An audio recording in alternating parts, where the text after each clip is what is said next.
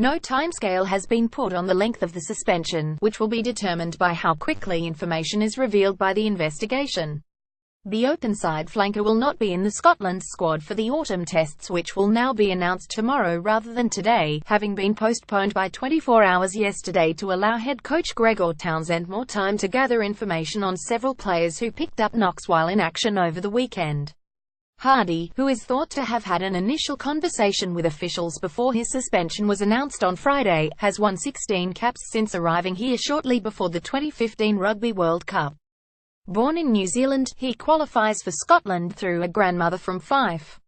The ban was announced in a terse statement from the SRU. Scottish Rugby and Edinburgh Rugby confirms Scotland international and Edinburgh forward John Hardie has been suspended from duty pending an internal investigation, the statement read. As a result, the player will not be available for selection for Edinburgh or the Scotland national team.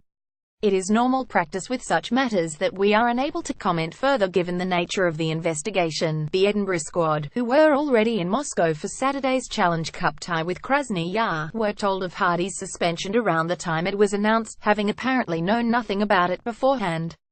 They got a flight back to the capital soon after their 7,314 win over the Russian club.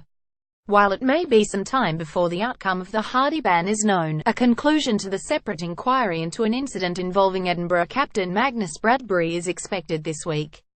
The 22-year-old, who like Hardie is a back row forward, was suspended 10 days ago following an incident on a night out in Edinburgh city centre in which he sustained a head injury.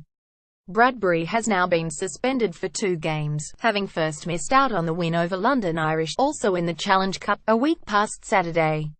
It is understood that he would have been unfit to play in either match in any case because of his injury, and Edinburgh have yet to say how long it will be before he is fit to resume training.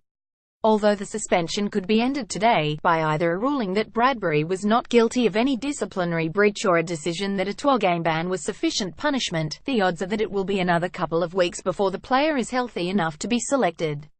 Edinburgh are away to Benetton this Saturday in the Pro 14, then are at home to the Ospreys in the same competition 7 days later.